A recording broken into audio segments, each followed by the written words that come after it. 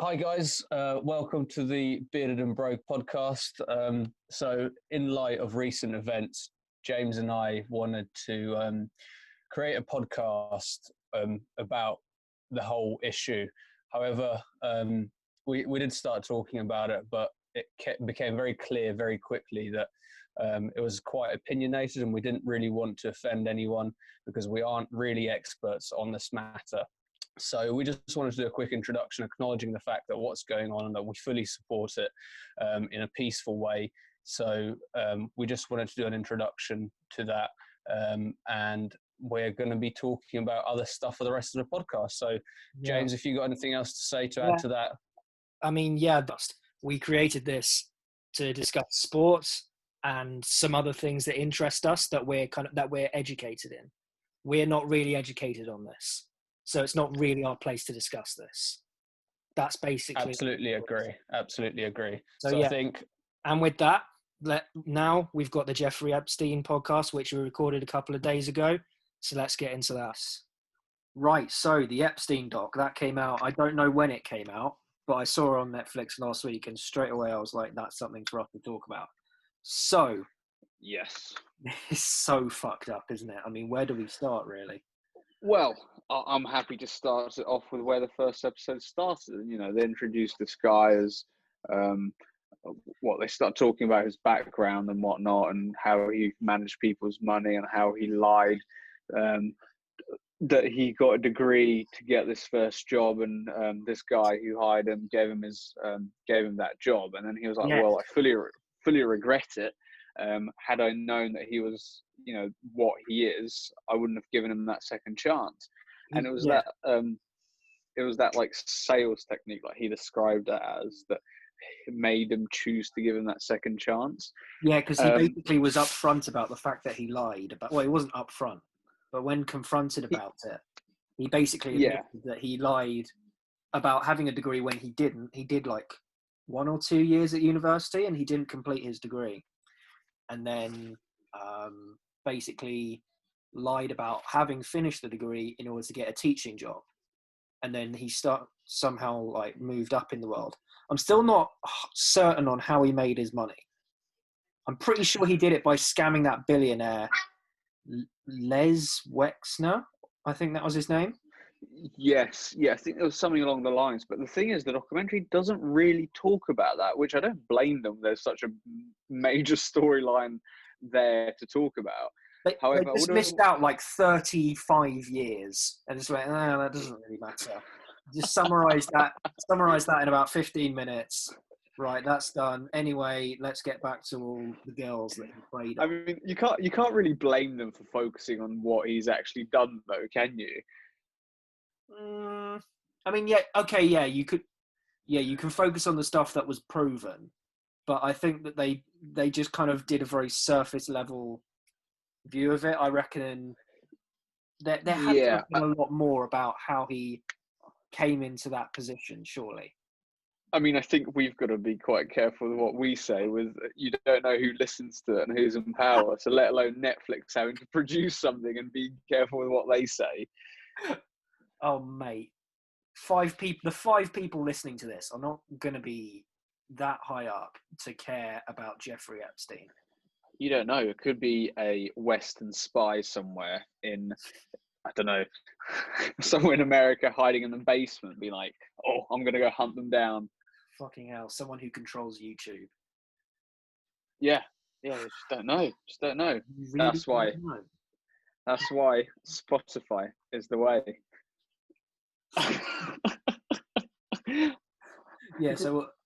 Okay.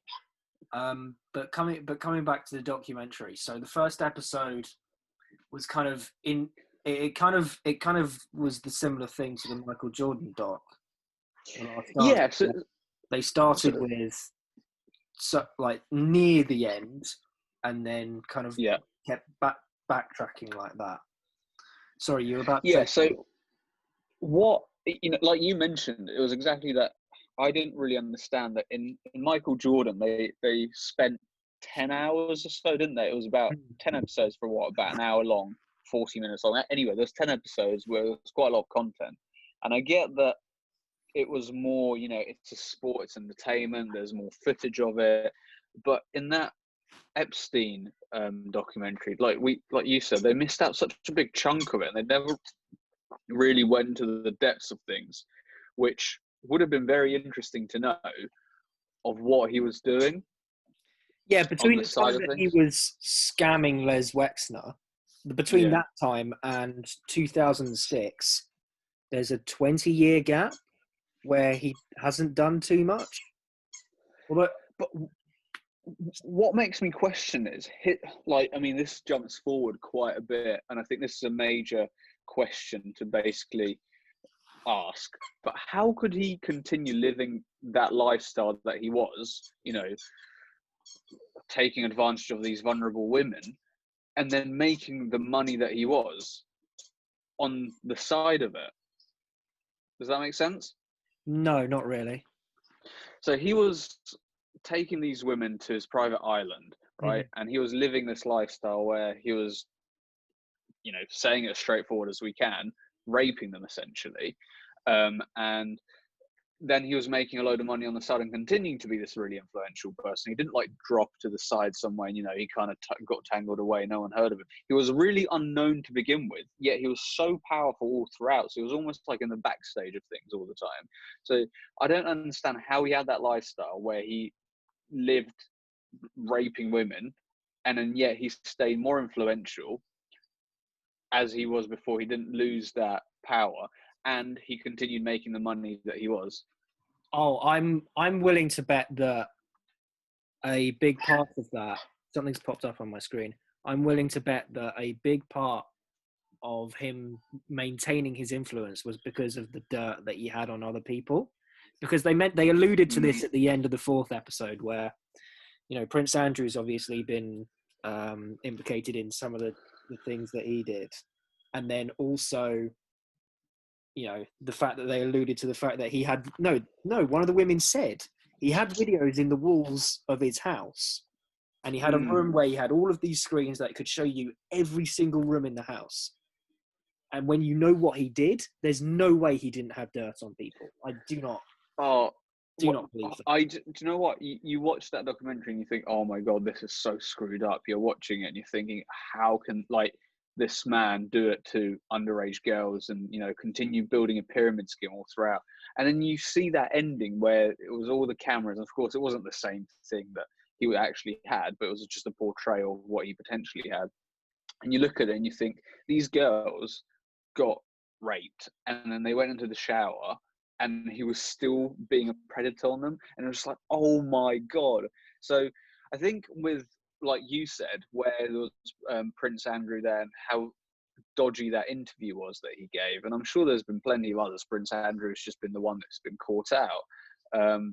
But again, jumping forward quite a long way, where did Epstein commit suicide in prison or not? I don't think he did. I don't think many people think that. Someone powerful enough knew that he had dirt on them, and he was going to rat them out at the end of it. So he just went and hired someone to go kill him potentially, because looking at the evidence, there was how many jumpsuits in that cell when he committed suicide? Like 10 jumpsuits. And why did he have 10 jumpsuits? Exactly. And they found in the autopsy, didn't they, that some bone in his jaw, wasn't it, was broken, and you can't break that bone by hanging yourself. It's broken typically by impact from some heavy object. There's no way that he did that from jumping from his bunk bed. I don't I mean, I don't understand. I'm sure there is a way, not that I want to really find out, but I'm sure there is a way to kill yourself jumping from a bunk bed. But it just makes you think, how is that a possibility? Because it's not really that high up that you can hang yourself off it or anything like that. Literally, if you jump off it and you land, I don't really understand where it could be, where the neck could be tied to. The bunk bed was about as tall as me, so you jump off and you just be standing there with rope with it round your neck like a moron. And also, it's very, very convenient how the cameras, the security footage suddenly just didn't work that night. Oh no, the camera footage was lost somehow. Bullshit.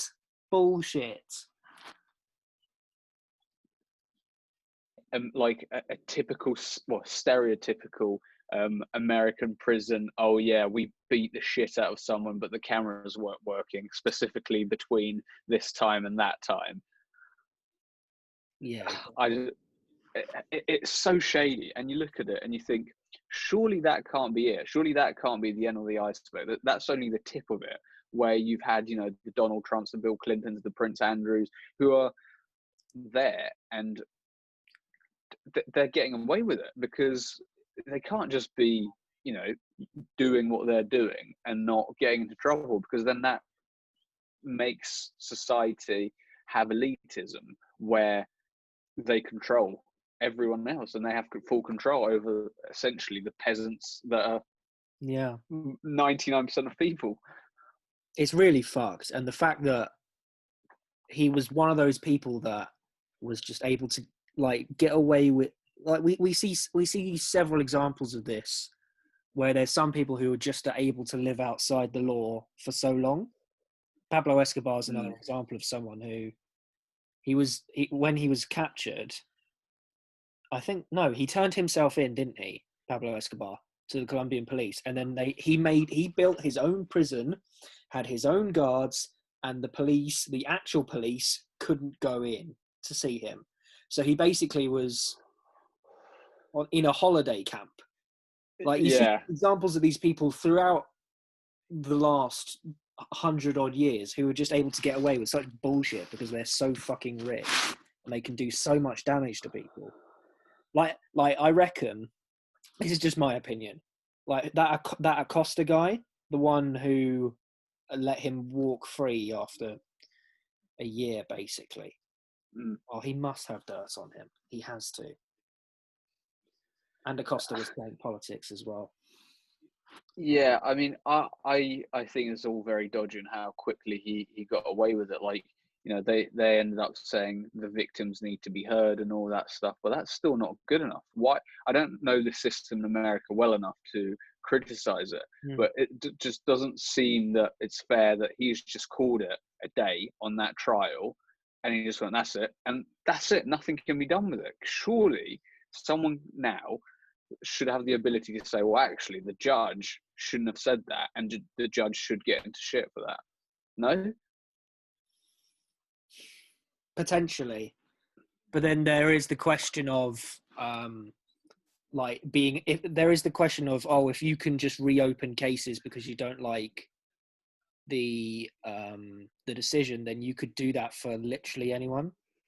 So you think about people that are actually correct and who, you know, they got the right decision. If that was the case and the government didn't like it, then the government could just reopen a case against them again. But I see what you're saying. Yeah, I think you've definitely got a good point there. But I think with how the Netflix documentary has been portrayed has been, I mean, I don't know if it should be the right wording for it, but it is essentially very one-sided, isn't it? Where they were talking about how bad he was, and I guess there isn't really a second what's the wording? A second side of the argument to it, where he was the good guy of it, because there isn't that. Like, for what he was doing, so many people were saying that it's got to be true. It can't be someone just created a rumor and that was it. So what I'm trying to say is, if there's sufficient evidence against a case that's been wrongfully judged, I guess, by the judge, surely there's got to be some kind of power to bring it back and say, well, that's not right. Yeah, I mean, that's now this is getting tricky because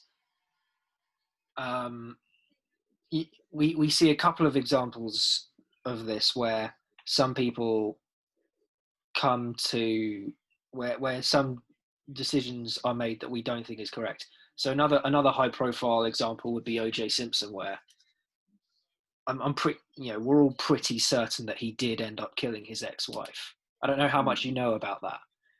Yeah, well, he walked out with a suitcase, didn't he, right in front of everyone with massive evidence, and no one really questioned him. But yeah, I know the case very vaguely. Yeah. Yeah, exactly. Like there was so much evidence to suggest that it was OJ and nobody else, and he managed to get away with it, which is just stupid. Like there are these just anomaly cases where, you know, somebody is able to just get away with some bullshit like that, and there's not a lot you can really do because there is no review system in the US in like legal cases. You can bring up other cases with new claims. That's different, but you can't just restart an old case for old charges on old evidence. I don't think, unless it's unless the evidence was tampered with or testimonies. It's reopening the case, isn't it? It's not asking questions of the judge if his or her decision has been correct or not. No, I don't think they can do that because then they could just remove judges they don't like. Well, I think if there was a Costa who looks very much beside Trump, that he was guilty and Trump was pushing him out to say, well, actually, if you get found out, I'm going to get into shit. So I'd rather not. You go say that you're resigning or whatever it was that he said. It just screamed out that he was just saying, I've got something behind me. I don't want it to be found out. You go take the attention away and then nothing can come back. Yeah, absolutely. But then I really don't think that was Trump's decision. I reckon it was Trump's, one of his advisors or something saying, this is stupid. You can't keep Acosta. Because Trump, you know what Trump's like. He's stubborn and he's egotistical. That's my opinion. Yeah. Like, he would not have just gone, oh, yeah, it's probably best for Acosta to resign. He would have, if Trump had his way, I reckon he would have put a tweet out saying, oh, the mainstream media is, what is it? He'd just call it fake news. He'd just call it fake news and he'd be like, no, I'm keeping Acosta. I don't think Trump is that smart right now. I just really don't. That's fair enough. However, the whole thing is just screwed up and very scary to think that there's still people involved. And I think even the weirder thing in the whole thing, he might have his own fetishes and whatnot, and it's not right what he did, but his wife or girlfriend or whatever was bringing these girls to him, which I found really bizarre and peculiar to why she was joining in and bringing these underage girls, vulnerable underage girls, to him and acting like it was normal. That is a tricky one. I think I'm trying to think. Maybe it's a power thing. I hadn't thought about it too much, to be honest. I was focusing on Epstein and his tendencies because he's clearly a very controlling person. I'm willing to bet that he saw himself as kind of the puppet master almost, where he had all these dirt on so many high-level politicians that he was able to get favors from whoever he wanted. And I guess the whole him preying on underage girls was another form of exercising his control over people, because he didn't do it to high-level women, did he? He did it to women who were from a very poor part of Miami. It was Miami, wasn't it?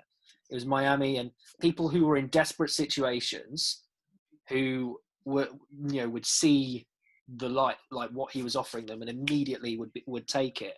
Whereas somebody who wasn't as desperate, who didn't desperately need 200 quid for a massage, wouldn't wouldn't necessarily. They'd do it once, perhaps, and then they wouldn't do it again.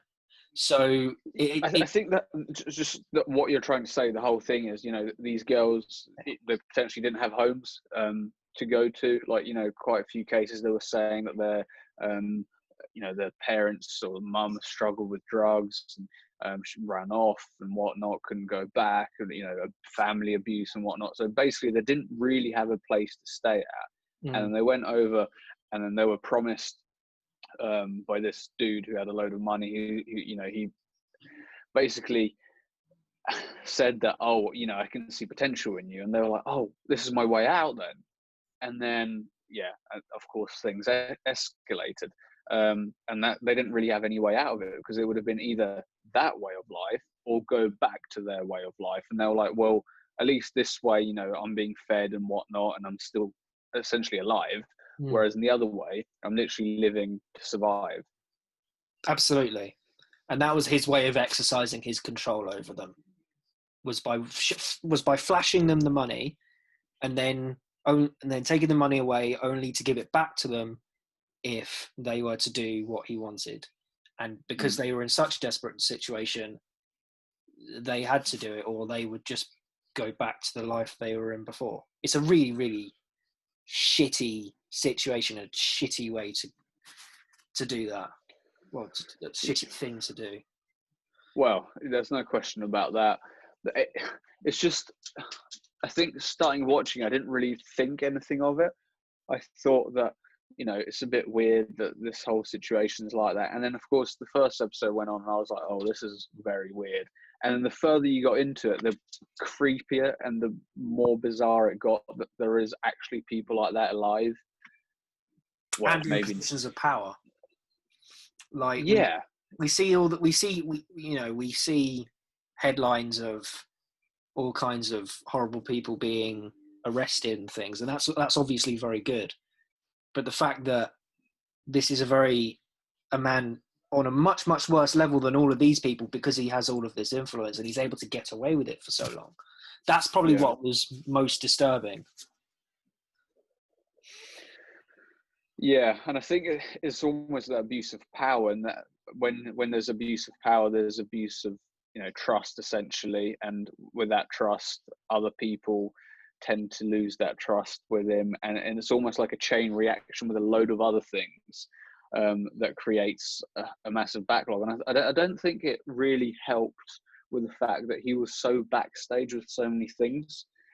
A celebrity doing it, everyone knows who that celebrity is.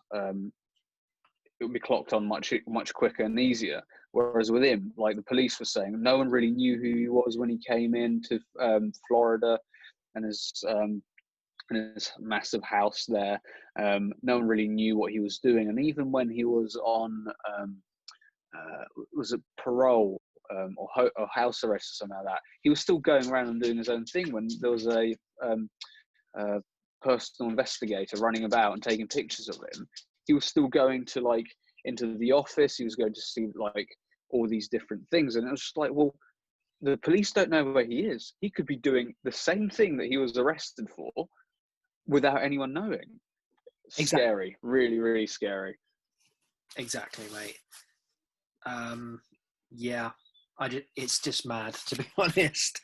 I mean, the fact that he was able to get away with it for so long and had access to so many influential people. Prince Andrew and Trump and Acosta, they have to just be the tip of the iceberg. The fact that after he got out of prison and he was able to just go and associate with the New York elites again, straight away after, not 5 years after, because people have forgotten. It was pretty much immediate. And that's the other thing. Like, it shows that these people, unless it directly affects their image or their bank account, they're willing to associate with pretty much anyone who is able to offer them money. In that case, that was Epstein, regardless of his past. And do you know what that's just reminded me of? That Ricky Gervais Golden Globes monologue, where he just ripped into all of the actors in Hollywood. And he was saying, the one that really stuck out to me was, if ISIS started a streaming service, you'd be on the phone to your agent.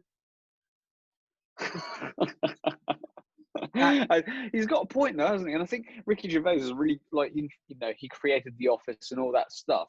Great. And then I don't know if you've seen it, but Afterlife, is really good. I haven't. Gets your emotions properly mixed in.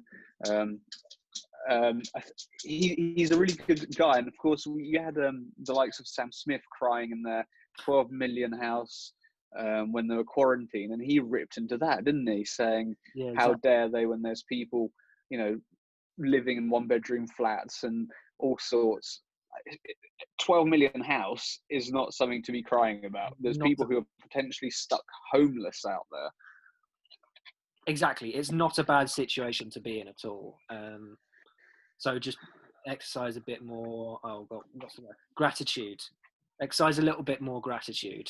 I get that he has some issues with mental health, and you can't underestimate that. But at the same time, exercise some gratitude for the fact that you are in a £12 million house.